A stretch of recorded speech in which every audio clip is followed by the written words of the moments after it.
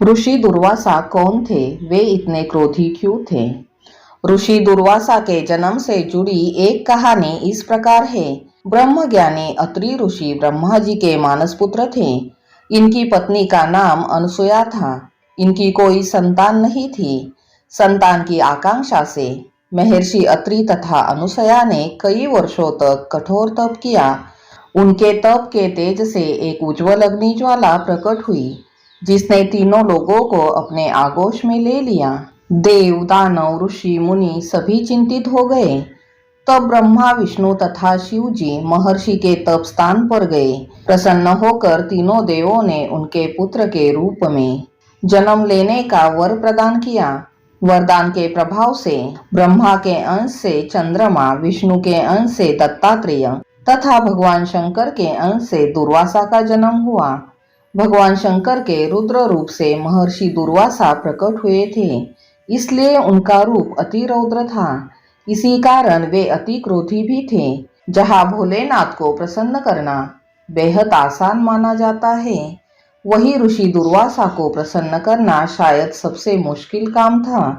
महर्षि दुर्वासा दयालुता की भी मूर्ति थे तथा अत्यंत करुणामय थे। भक्तों का दुख दूर करना तथा अत्यंत रौद्र रूप धारण कर दुष्टों का दमन करना ही उनका स्वभाव रहा है।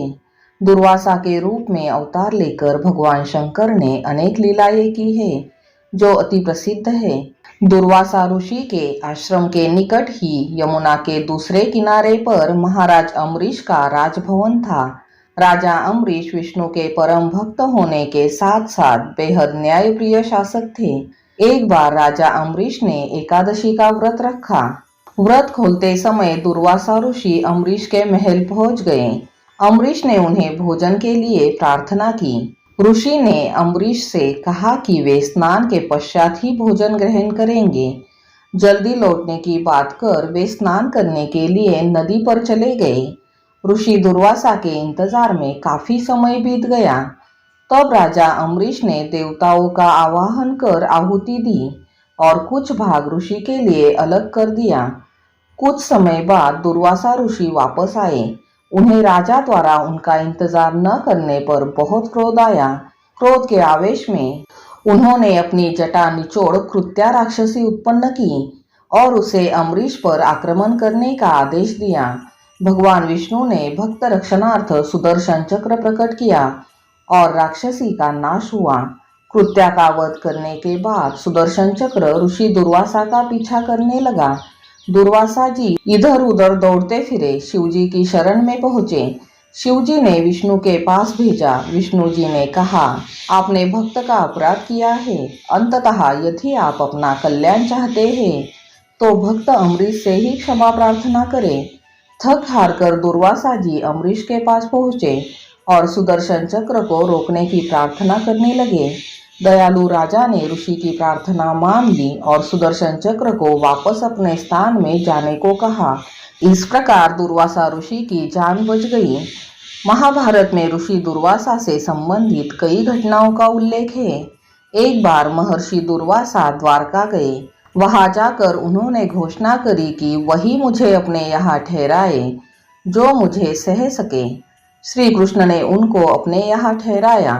दुर्वासा श्री कृष्ण के यहाँ कभी हंसने लगते, कभी रोने लगते, कभी महल के सामान को इधर उधर फेंकने लगते, कभी भी कुछ भी मांग लेते। एक दिन उनकी इच्छा खीर खाने की हुई। बोले, खीर लाओ। श्री कृष्ण ने तुरंत खीर उनके सन्मुख प्रस्तुत कर दी। महर्षि ने थोड़ी सी खीर खाई और बोले, कृष्ण, तुम इस खीर को अपने शरीर पर लगा लो। कृष्ण ने ऐसा ही किया। ऋषि ने पास खड़ी रुक्मिणी देवी से कहा, तुम भी ऐसा ही करो। फिर बोले, रथ मंगाओ। तुरंत रथ हाजिर हो गया। महर्षि ने कहा, रुक्मिणी, तुम रथ में घोड़े के स्थान पर जुत जाओ। खीर लिपटी रुक्मिणी रथ में जुत गई। महर्षि रथ में चाबुक लेकर बैठ गए। राजमार्ग पर रथ मुनि के इच्छानुसार चला। वे रास्ते में रुक्मिणी पर चाबुक से वार करते रहे। वापिस आने पर खीर से लिपटे श्री कृष्ण ने बिना क्रोध के नम्रता से कहा, महर्षि प्रसन्न हुए। दुर्वासा लज्जा से पानी पानी हो गए। बोले, कृष्ण तुम धन्य हो। तुम्हारे बिना मेरा ऐसा आतिथ्य कौन कर सकेगा। ऋषि दुर्वासा को क्रोधित करना जितना आसान है, उन्हें प्रसन्न करना उतना ही कठिन। लेकिन पांडवों की माता कुंती ने अपने सेवा भाव से ऋषि दुर्वासा को प्रसन्न करने में सफलता हासिल की थी। एक बार कुंती की सेवा से प्रसन्न होकर ऋषि दुर्वासा ने उन्हें ऐसा मंत्र बताया था जिसकी सहायता से वह देवताओं का ध्यान कर उनकी शक्तियों से परिपूर्ण पुत्र रत्न की प्राप्ति कर सकती थी। पांडवों का जन्म इसी मंत्र की सहायता से हुआ था। दूसरी घटना में स्नान करते समय महर्षि दुर्वासा का वस्त्र नदी के प्रवाह में प्रवाहित हो गया। कुछ दूरी पर द्रौपदी भी स्नान कर रही थी। उनकी यह स्थिति देखकर द्रौपदी ने तत्काल अपने आंचल का एक टुकड़ा फाड़कर ऋषि को प्रदान किया। इससे प्रसन्न होकर महर्षि दुर्वासा ने उन्हें वर दिया कि यह वस्त्रखंड वृद्धि को प्राप्त कर तुम्हारी लज्जा का निवारण करेगा। इसी वर का प्रभाव था कि जब कौरव सभा में दुशासन के द्वारा द्रौपदी की साड़ी चीरहरण की घटना हुई तो साड़ी बढ़ती ही रही। वर के प्रभाव से द्रौपदी की लज्जा बच गई। महाभारत की एक अन्य घटना में दुर्वासा मुनि अपने 10,000 शिष्यों के साथ दुर्योधन के यहाँ पहुंचे। कपटी दुर्योधन ने उन्हें प्रसन्न कर प्रार्थना की, ऋषि आप युधिष्ठिर का भी आतिथ्य ग्रहण करें और उन्हें भी कृतार्थ करें। पांडव उस समय अपना वनवास काट रहे थे। विपन्नावस्था में जूझते पांडव इतने सारे ऋषि मुनियों का आतिथ्य सत्कार कर पाने में असमर्थ थे।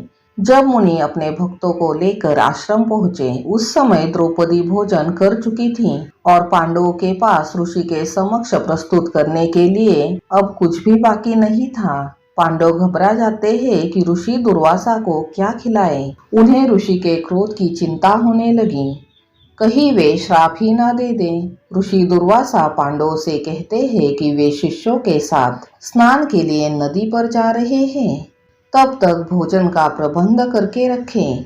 इस विकट स्थिति में द्रौपदी कृष्ण जी को मदद के लिए पुकारती है। कृष्ण जी तुरंत द्रौपदी की मदद के लिए आ जाते हैं। वे भी भूख लगने की बात कहते हैं। जो भी भोजन बच गया है उसकी मांग करते हैं। भोजन पात्र में सिर्फ कुछ चावल के कण चिपके हुए थे। कृष्ण जी बड़े प्रेम से भोजन के अंश को ग्रहण करते हैं। उनके इस अंश को ग्रहण करते ही ऋषि दुर्वासा तथा उनके हजारों शिष्यों को पेट भरे होने का आभास हो जाता है। कुछ भी ग्रहण करने के लिए उनके पेट में स्थान नहीं होता। अब उन्हें पांडवों द्वारा बनाए गए भोजन के अपमान का अंदेशा होने लगा। अंततः वे उनके पास वापिस जाने के बजाय यात्रा पर आगे बढ़ जाते हैं। इस प्रकार ऋषि दुर्वासा के बारे में अनेक रोचक बातें बताई जाती हैं। कहानी अच्छी लगी हो तो लाइक, सब्सक्राइब और शेयर कर दीजिएगा। धन्यवाद।